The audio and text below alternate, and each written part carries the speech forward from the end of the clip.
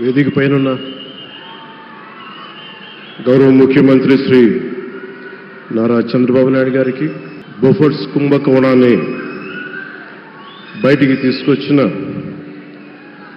Hindu managing director ఒకప్పుడు ఎడిటర్గా పనిచేసిన శ్రీ ఎన్ రామ్ గారికి, రాజస్థాన్ పత్రిక చీఫ్ ఎడిటర్ ఓనర్ అయిన శ్రీ గులాబ్ కుటారి గారికి, చిత్ర పరిశ్రమ అతిరథ మహారథులందరికీ, శ్రీ రామాచార్య గారి కుటుంబ సభ్యులు, వారి అబ్బాయి శ్రీ సుమన్ గారికి, శ్రీమతి శైలజా కిరణ్ గారికి, శ్రీమతి విజయేశ్వరి గారికి, రామాచార్య గారి మనవలకి మనమనాలకి ప్రత్యేకించిన హృదయపూర్వక నమస్కారాలు. ముఖ్యంగా ఆయనతో పాటు వెన్నంటే ఉన్న ఆయన ఈనాడు పత్రికా కుటుంబానికి, జర్నలిస్ట్ కుటుంబానికి, వారందరికీ కూడా నా ప్రత్యేక హృదయపూర్వక నమస్కారం. రామోజీరావు గారి గురించి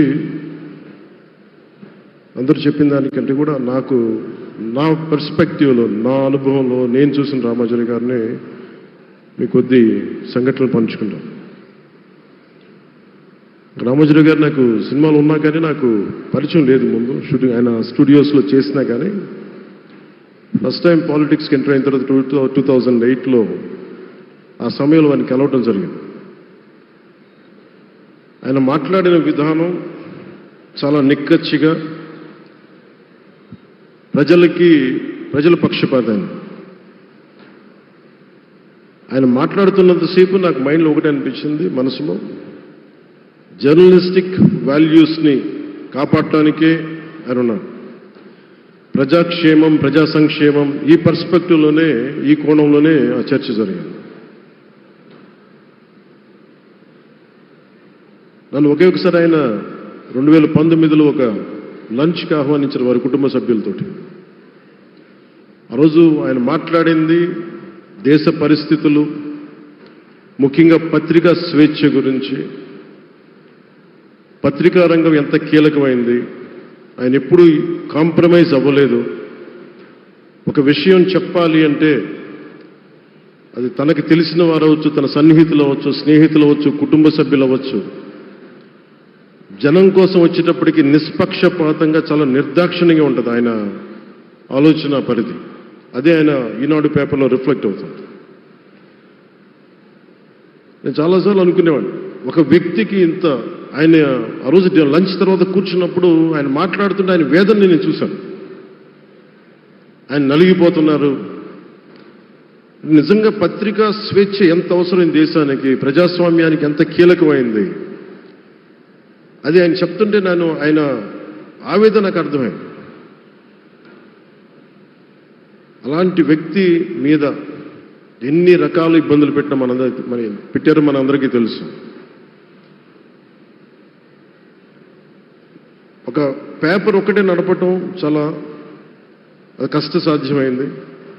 కానీ దాంతోపాటు ఆయనకి నష్టపోవడానికి, జనరల్గా అలాంటి విలువలు, కమిట్మెంట్ ఉన్నవాళ్ళు మిగతా వ్యాపారాలు అంటే ఆయన్ని అన్ని రకాలుగా దాడులు చేయడానికి చాలా తేలిక. అలాంటి దాడుల్ని తట్టుకుంటూ యాజ్ ఎ జర్నలిస్ట్ ఆయన అన్కాంప్రమైజింగ్ యాటిట్యూడ్, అన్కాంప్రమైజింగ్ వాలర్, అవన్నీ ఆయన్ని నాకు చూస్తే చాలా చాలా ఆనందం వేసింది. ఆయన ఒకటే చెప్పారు నాకు, your upcoming political leader, I wish you all the best. నీ జీవితంలో నువ్వు కాంప్రమైజ్ అవ్వకు, what ever you believe in, నువ్వు ఏదైతే నమ్ముతావో దాన్ని త్రికరణ శుద్ధిగా చేయని చెప్పి ఆయన చెప్పింది నేను ఈ రోజుకి మర్చిపోలేను. అలాంటి మహానుభావుడు సంస్మరణ సభకి నేను ఈరోజు ఇక్కడికి రావటం ఆంధ్రప్రదేశ్ ప్రభుత్వం భాగంగా నాకు నిజంగా చాలా ఆనందంగా ఉంది. రైట్ టు ఇన్ఫర్మేషన్ యాక్ట్ దారిలో చూస్తూ ఉంటుంది దాకా ఎగ్జిబిషన్లో 2008 రైట్ టు ఇన్ఫర్మేషన్ యాక్ట్లో ప్రజలకు ప్రతిదీ తెలియాలి, ప్రభుత్వంలో ఏం జరుగుతుంది, ప్రభుత్వం ఏం తీరుతెన్నులు ఎలా ఉంది అని. దానికోసం ఆయన అందరినీ కలిపి ఆంధ్రప్రదేశ్లో, ప్రత్యేకించి ఉమ్మడి ఆంధ్రప్రదేశ్లో ఆయన ఒక ఉద్యమకర్తగా కూడా వ్యవహరించారు. ఒక ఆర్టీఐ లాంటి థాట్ ప్రాసెస్ ఉండాలి అంటే ఒకటే ఉంటుంది, ఇది ఏమి జరిగినా ప్రజలకి తెలియాలి, ప్రభుత్వంలో ఉన్న రాజకీయ వ్యవస్థ ఏమి చేసినా ప్రజలకి తెలియాలి, వారికి అండగా ఉండాలని చెప్పి ఆయన చేసిన ఈ యజ్ఞం చాలా జటిలమైంది, చాలా కష్టమైంది. పత్రికా రంగంలో విస్తరించిందే కాకుండా సినిమా నిర్మాణ రంగంలో కానీ, స్టూడియోస్ కానీ, హోటలియర్గా కానీ ఇవన్నీ చాలా చేసి ఉండొచ్చు. కానీ ఆయన క్రక్స్ ఆఫ్ రామోజీరావు గారిది మోస్ట్ ఇన్స్పిరేషనల్ జర్నలిస్ట్. ఇందాక కొల్లూరు పార్థసారథి గారు చెప్పిన, ఇందాక అమరావతి నుంచి నాయ ఎమ్మెల్యే గారు మాట్లాడినా కానీ, పార్థసారథి గారు చెప్పినా కానీ ఆయనకి ఖచ్చితంగా ఒక విగ్రహం పెట్టాలని. ఎందుకంటే జర్నలిస్ట్ విలువల్ని కాపాడి ఆయన ఎందుకు ఇన్స్పిరేషన్ అంటే ఎన్ని కష్ట నష్టాలు వచ్చినా, ఒక జర్నలిస్ట్గా ఉండటం వేరు, ఒక పత్రిక అధిపతిగా ఉండి అన్ని ఒడిదుడుకులు ఎదుర్కొని ఆయన కుటుంబాన్నంతా బెదిరించినా కానీ, ఏమి చేసినా కానీ జనరల్గా కుటుంబ సభ్యులు కష్టం వస్తే నలిగిపోతాం. కానీ అది కూడా దాటుకొని నేను నా జర్నలిస్ట్ వాల్యూస్ నేను కాంప్రమైజ్ అవ్వను, ఏదైతే జరగనని చెప్పి ఆయన కూర్చోబెట్టి at the cost of his family members also he vent ahead and uphold the journalistic values.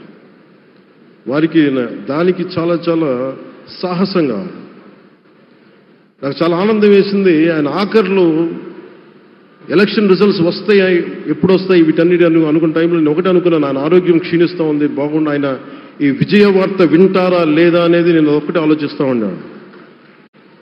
So నేను శ్రీమతి శైలజా కిరణ్ గారిని, సుమన్ గారిని, శ్రీమతి విజయశ్రీ గారిని అడిగినప్పుడు నేను ఒకటి అడిగాను, ఆయన విన్నారా అండి, ఆయనకి మాటలు వినిపించినాయా? అందరూ చెప్తాను ఆయన వినిపించట్లేదంటే, లేదు, చాలా ఒక 24 గంటలు ఆ విజయాన్ని దశాబ్దం పాటు నలిగారు, దశాబ్దన్నర పాటు నలిగి ఆయన్ని నలిగిన తర్వాత ఆయన అలాంటి వ్యక్తి విజయ వార్త వినకపోతే అక్షోభిస్తుందేమో ఆత్మని అనిపించేది. కానీ విజయ వార్త వినే ఆయన పరమదించారు. అందుకు నాకు చాలా ఒక తృప్తినిచ్చింది. అలాంటి మహానుభావులకి నా నివాళులు అర్పిస్తూ ఆయన నుంచి ఎవరైనా నేర్చుకోవాల్సింది, ప్రజాస్వామ్యాన్ని పరిరక్షించడానికి ఎవరి స్థాయిల్లో, ఒక పత్రికాధిపతిగా కావచ్చు, ఎవరు ఏ స్థాయిలో ఉన్నా దాన్ని మనం కాపాడాల్సిన అవసరం ఉంది. అలాగే ఆయన జర్నలిస్టిక్ వారసత్వ ప్రవాహం అంటే ఉదాహరణకి ఈనాడు, ఈటీవీ తాలూకు ప్రజెంటేషన్ ఆఫ్ న్యూస్ చాలా న్యూట్రల్గా, అన్బయాస్డ్గా ఉండదు. ఏదైనా విషయం చెప్పేటప్పుడు నా గురించి ఎంత రాస్తారో, నన్ను తిట్టాలనుకున్నప్పుడు అంతే తిడతారు. అంటే నువ్వు చేసే పనిని బట్టే గుర్తిస్తారు తప్ప నాకు తెలుసు కదా అని చెప్పి మళ్ళీ దానికి ఫేవరెటిజం ఉండదు. అది తెలుగుదేశం పార్టీ కావచ్చు, ఇంకొక పార్టీ కావచ్చు, కాంగ్రెస్ కూడా కావచ్చు. కాంగ్రెస్ చేస్తే కాంగ్రెస్ని ఆయన్ని పైకెత్తిన సందర్భాలు ఉన్నాయి. అలాగే ఏ పార్టీ తప్పులు చేసి నచ్చని ప్రజలకి ఇబ్బందికరమైన సంఘటనలు జరిగినప్పుడు ఏం మాత్రం వెనకాడకుండా ఫ్రంట్ పేజీలు వేసేవాడు. ఫ్రంట్ పేజీలో మరీ చాలా బలంగా చేసేవాడు. సో అందుకే నాకు అనిపించింది ఒక జర్నలిస్టిక్ వాల్యూస్, ఆయన తాలూకు వారసత్వ ప్రవాహం ప్రతి జర్నలిస్టు పుణికిపుచ్చుకోవాలి, తీసుకోవాలి. ఒక నది ఒక ప్రవాహం వెళ్తున్నప్పుడు మన స్థాయి, అది నువ్వు ఒక చిన్న బకెట్తో తీసుకుంటావు, చెంబుతో తీసుకుంటావు, ప్రవాహంలో నీళ్ళు అన్నట్టుగా రామోజీరావు గారి జర్నలిస్టిక్ వారసత్వ ప్రవాహాన్ని మనం ఎంత తీసుకుంటాం అనేది మన స్థాయిని బట్టి ఉంటుంది. అది ఒక మోటార్ వేసి ఒక ట్యూబ్ మనకి పైప్లో తోడుకునేలాగా ఉండొచ్చు, లేదంటే నా స్థాయి ఇంతే అంటే కూర్చోబెట్టి ఒక చెంబుతో తోడుకోవచ్చు.